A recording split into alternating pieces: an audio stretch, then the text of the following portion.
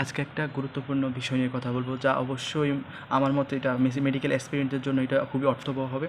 তো অনেকে এখন হয়তো আমরা কনফিউশনে আছি যে আমাদের মেডিকেল পরীক্ষার জন্য মেইন বুক কোনগুলা এক্সট্রা রাইটারের বুক বলা হয়।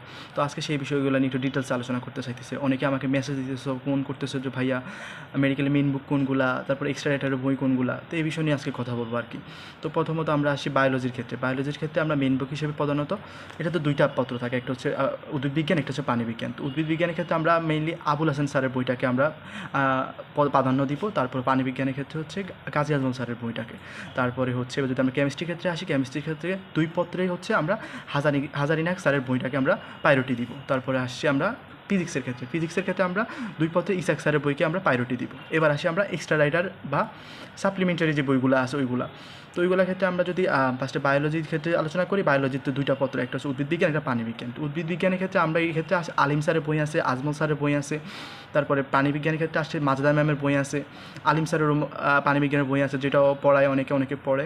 তারপরে আমরা যদি ফিজিক্স আর কেমিস্ট্রির ক্ষেত্রে অতটা এক্সট্রা রাইটার পড়তে হয় না, তবু কেউ যদি পড়তে চায় তাহলে ফিজিক্সের ক্ষেত্রে তপন স্যারের বই পড়তে পারে, কেমিস্ট্রির ক্ষেত্রে সেলু স্যারের বই পড়তে পারে। এছাড়া আর কি।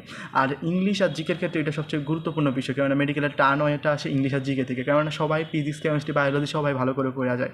ইংলিশ আর জিকের মধ্যে অনেকে শেষ মুহূর্তে 3 মাসের সময় সেটা কাভার দিতে পারে না, অনেকে আবার ভালো মতো পড়ে যারা শেষ মুহূর্তে ভালো মার্কটা পায় ওইখান থেকে। তো ইংলিশের ক্ষেত্রে আমি বলবো যে তোমরা অ্যাপেক্সের বইটা ফলো করতে পারো, বা তোমরা তো অনেকে বলতে সবাই তো কোচিংয়ে ভর্তি হবে, কোচিংয়ের একটা নিশ্চয়ই ডায়াজেস্ট থাকে ইংলিশের, ওইটা ভালো করে ফলো করবা। আর বিগত বছরগুলো যে বিসিএস কোশ্চেনগুলো, তারপর যে বিগত ডাবির পরীক্ষা, বিভিন্ন ভার্সিটির পরীক্ষা, মেডিকেল কোশ্চেন ব্যাঙ্কগুলো সলভ করে আশা করি ইংলিশের ক্ষেত্রে ওই সমস্যাটা সমাধান হয়ে যাবে। আর জিকের ক্ষেত্রেও সেম। আর জিকের ক্ষেত্রে এখন যেহেতু নতুন করে আন্তর্জাতিক যুক্ত হয়েছে আমাদের বছর থেকে আবার, তো আন্তর্জাতিকের জন্য বিভিন্ন বই পড়তে পারো। এই জন্য আমি যেটা মেইনলি বলবো যে তোমরা তোমরা কোচিং তো করবা, কোচিংয়ের একটা বইকে প্রাধান্য ধরে সেগুলো শেষ করবা। আর বিভিন্ন যে আপডেট তথ্যগুলো আছে বা আপডেট তথ্যগুলো কালেক্ট করতে থাকবা। অবশ্যই এগুলো বিভিন্ন কোচিং সেন্টার সবার শেষের দিকে দেওয়া যায়, ওইগুলো পড়লে মোটামুটি কাভার হয়ে যায়। আর এই ক্ষেত্রে তুমি বাজারে চাইলেও বিভিন্ন প্রকাশনীর বই আছে, ওইগুলো তুমি ফলো করতে পারো।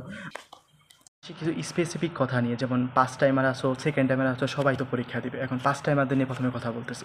ফার্স্ট টাইমার যারা আছে তারা এত তাড়াহুড়া করবা না, তোমরা ফার্স্টে মেন যে বইগুলো আছে মেন বইগুলো ফার্স্টে কাভার দিবা। মেন বইয়ের যেমন ফিজিক্স কেমিস্ট্রি বায়োলজির ক্ষেত্রে আমরা ফার্স্টে অনুশীলনীগুলো শেষ দিব, বইয়ের দাগের লাইনগুলো শেষ দিব। তারপরে আমরা বিভিন্ন ডায়াজেস্ট আছে, ডায়াজেস্টগুলো ফলো করবো। বিভিন্ন এক্সট্রা রাইটারের সময় পাইলে তুমি যদি তোমার প্রায়োরিটি বা প্রধান বইটাকে তুমি কভার দিতে পারো, তাহলে সময় পাইলে তুমি বাকি বইগুলো দেখবা। এর আগে কখনো দেখতে যাবে না, কেননা এটা একটা বোকামি হবে। কেননা মেজরিটি কোশ্চেন তো আসে আমার মেইন বুক থেকে। তো মেইন বুক আগে যদি আমাদের কাভার না থাকে বা শেষ না থাকে, আমি যদি তাড়াহুড়া করে যে সাপ্লিমেন্টারি বুক বা এক্সট্রা রাইটারের বুকগুলো ফলো করতে চাই, তাহলে আমার মেইন বইটাতে ঘাটতি থেকে যাবে, যার কারণে আমি মেডিকেল পরীক্ষায় অনেক পিছিয়ে যাব। তাই আমি ফার্স্ট টাইমারদের জন্য বলবো যে তোমরা ফার্স্টে মেইন বুকটা শেষ দাও, অনুশীলনী কোশ্চেন ব্যাংক শেষ দাও, প্রিভিয়াস মেডিকেল কোশ্চেন ব্যাংক শেষ দাও। ইংলিশ জিকের ক্ষেত্রে প্রিভিয়াস বিসিএস ডাবি এবং বিভিন্ন ভার্সিটি কোশ্চেনগুলো শেষ দাও। তারপরে তুমি সময় পাইলে তারপরে তুমি এক্সট্রা রাইটারগুলো ধরবা। এক্ষেত্রে এক্সট্রা রাইটারগুলো সম্পূর্ণ বই পড়তে হবে এমনটা না। যেমন ফিজিক্স কেমিস্ট্রি এবং বায়োলজির ক্ষেত্রে তুমি এমসিকিউগুলো, যে অনুশীলনী শেষে এমসিকিউগুলো আছে সেগুলো শেষ দাও। আর সময় পারলে বিভিন্ন তুমি কোশ্চেন বই দেখলে বুঝতে পারবা যে কোথায় ইম্পর্টেন্ট লাইন, কিছু বইয়ে কিছু জিনিস ডিফারেন্সভাবে দেওয়া আছে, ওইগুলো একটু দেখতে পারো। বা বিভিন্ন তথ্য, বিভিন্ন মান যেগুলো এই বইতে দেওয়া নেই ওই বইতে দেওয়া আছে, ওইগুলো পড়তে পারো। কিন্তু আমি আবারও বলবো যে ফার্স্ট টাইমারের ক্ষেত্রে আগে তুমি মেন বুকটা শেষ দাও, তারপর তুমি এক্সট্রা রাইটার বুকগুলো ধরতে যাও। না হলে কিন্তু তুমি শেষ পর্যন্ত একটা ধরা খেয়ে যাবে যে মেন পরীক্ষায় মেন বুক থেকে কোশ্চেন আসছে, ওইগুলো পারতেছো না। আর মেডিকেলের চান্স মিসটা হয় ওই জায়গায় যে তুমি সহজ কোশ্চেন বা ইজি কোশ্চেনটা ভুল করে আসতেছো। কঠিন কোশ্চেন বা হার্ড কোশ্চেন ভুল করে আসছো বা পারো না, এটা দিয়ে তোমার কোনো দিনও মেরিট পিছিয়ে যাবে না, বা তুমি মেডিকেল চান্সটা মিস যাবে কোনটা থেকে, তুমি যদি সহজ কোশ্চেন বা ইজি কোশ্চেনটা মিস দিয়ে আসো। তাই আমি ফার্স্ট টাইমারদের বলবো বা আগে তুমি তোমার মেইন বুকগুলো শেষ দাও। মেইন যে ক্রাইটেরিয়া আছে মেডিকেলে ভর্তি পরীক্ষার জন্য, physics chemistry biology English GK, এই যে 100 মার্কের একটা পরীক্ষা হবে, তার জন্য তোমার কী জানা দরকার, যে কী না জানলেই তুমি মেডিকেল ভর্তি পরীক্ষায় অংশগ্রহণ করলে পিছিয়ে যাবো, ওই বিষয়গুলো শেষ দাও। আর এটার জন্য অবশ্যই তোমাকে মেইন বুক শেষ দিতে হবে।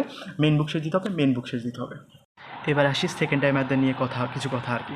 সেকেন্ড টাইমার যারা আছো তাদের তো অবশ্যই 3 মার্ক কাটা যাবে, তোমাদের ওইটা মাথায় রাখতে হবে। কিন্তু এটা অবশ্যই সত্যি কথা যে যারা সেকেন্ড টাইমার আছো তারা একটু আগে এগিয়ে আছো কোন দিক থেকে, তোমাদের বইগুলো আগে থেকে একবার পড়া আছে, তোমাদের অনুশীলনীগুলো দেখা আছে। আর যাদের অনুশীলনীগুলো দেখা নাই বা যারা এবার বুঝছো যে তোমার অনুশীলনীর কারণে আমার চান্সটা মিস গেছে, তারা অনুশীলনীটা ভালো করে শেষ করে নাও। তারপর আমি যদি স্পেসিফিকভাবে ইংলিশের ক্ষেত্রে বলতে চাই, ইংলিশ জিকেটা তোমরা সেকেন্ড টাইমারটা বেশি গুরুত্ব দিবা, কেননা ফার্স্ট টাইমাররা 3 মাস সময় পায়, যার কারণে ওরা এইটাতে গুরুত্ব কম দেয়, যার কারণে ওরা একটু পিছিয়ে থাকে। তোমরা যদি চাও তোমরা তাহলে 25-এর মধ্যে ইংলিশ জিকে 25-এর মধ্যে তোমরা তাহলে 20-এর উপরে নাম্বার ক্যারি করতে পারো। আর এটা করতে পারলে তোমাদের চান্সটা কিন্তু নিশ্চিত হয়ে যাচ্ছে। আর ফিজিক্স কেমিস্ট্রি বায়োলজির ক্ষেত্রে বলবো তোমাদের কিন্তু একটু এক্সট্রা ডেটার বইগুলো দেখতে হবে, কেননা তোমাদের মেইন বুকটা আগেও দেখা আছে, এখনও দেখতেছো, কিন্তু মানে এক্সট্রা ডেটার থেকেও কোশ্চেন আসে। যেমন আমরা যদি এবার ভর্তি পরীক্ষার কথা চিন্তা করি, যে বায়োলজির যে কোশ্চেনগুলো আসছিল মেইনলি আমি দেখতেছি যে আলিম স্যারের বই থেকে অনেক কোশ্চেনগুলো আসে, যেমন যারা আলিম স্যারের বইগুলো পড়ছে তারা কিন্তু পারছে। তাই তোমরা সেকেন্ড টাইমরা যেহেতু সময় বেশি পাইতেছো, তাই তোমরা এক্সট্রা ডেটার বইগুলো দেখবা। আর অবশ্যই মেইন বুকের খুঁটিনাটি থেকে শুরু করে অনুশীলনী সব কিছু তোমরা আগে শেষ করবা, তারপরে তোমার সময় তো অবশ্যই তোমাদের আছে হাতে, সময় করে তোমরা এক্সট্রা ডেটার কোশ্চেনগুলো দেখবা। আর ইংলিশ জিকের ক্ষেত্রে এই ভুলটা আর কখনো করবা না, যেমন সাম্প্রতিক বিষয়গুলা আশেপাশে যা আছে বা আপডেট তথ্যগুলো এগুলো। Overall first timer and second timer সবাইকে বলবো যে বেশি বেশি করে এক্সাম দাও, কারণ তুমি এক্সাম দিলে তুমি বুঝতে পারবে যে তোমার ভুল কোথায় হচ্ছে, তোমার ঘাটতি কোথায় আছে। বা বেশি বেশি করে এক্সাম দিবা, আর তাহলে তুমি বুঝতে পারবে তোমার ভুল আছে কোন জায়গায়, আমি আর কোন জায়গায় ভালো করে এফোর্ট দিতে হবে। আর এই বিষয়ে তোমাদের স্বাস্থ্যের প্রতি মানে খেয়ালটা রাখতে ভুলে যাও। তোমরা এই সময় স্বাস্থ্যের প্রতি খেয়ালটা রাখবা, ভালো খাবারগুলো খাওয়ার চেষ্টা করবা, ফাস্টফুড বা বাইরের খাবারগুলো না খাওয়ার জন্যই বেশি ট্রাই করবা, ঘরের খাওয়ার জন্য। তোমরা তো অনেকে কোচিংয়ের জন্য হোস্টেলে থাকতে হবে, তবু চেষ্টা করবা যে মানে হেলদি নিউট্রিশনটা আমাদের যেন ক্যারি করতে পারি, কেননা ওই সময় স্বাস্থ্যটা ভালো থাকাটা অনেক গুরুত্বপূর্ণ। অনেকে এই মুহূর্তে অসুস্থ হয়ে পড়ে, যার কারণে ওরা পড়াশোনা করতে পারে না। এছাড়া এখন যেহেতু ডেঙ্গু সিজন বা করতেছে, তো তোমরা ওই বিষয়ে একটু সাবধানতা অবলম্বন করবা, কেননা পরীক্ষা ভাই একবারে দিবা, তো ওইটা মানে ভালোভাবে মেন্টালি প্রিপারেশন হেলদিভাবে তারপরে ভালোভাবে পড়াশোনা করে দেওয়াটাই বেটার। আমি তো পরীক্ষা দিতে যাইতেছি, তাই আমি একটু সব দিক থেকে আমার প্রিপারেশন থাকতে হবে। আর বিশেষ করে বেশি বেশি করে সস্তার কাছে চাইবা, কেননা সস্তাই তোমাকে দিবে, মানে তোমার সস্তার কাছে চাইতে হবে, বেশি বেশি করে সস্তার কাছে চাইতে হবে, বাবা মার থেকে দোয়া নিতে হবে, আশেপাশে সবার থেকে দোয়া নিতে হবে, সবার সাথে ভালোভাবে করতে হবে। আর এইভাবে আশা করি তোমাদের সকলের মনের ইচ্ছা পূরণ হবে, তোমরা একজন ডাক্তার হবে এবং তোমরা আগামী বছর বা এই বছরের শেষের দিকে তোমরা সাদা অ্যাপ্রন পরে ছবি পোস্ট দিবা, আমরা সেটা দেখবো, এই আশা ব্যক্ত করতেছি। সবাই ভালো থেকো।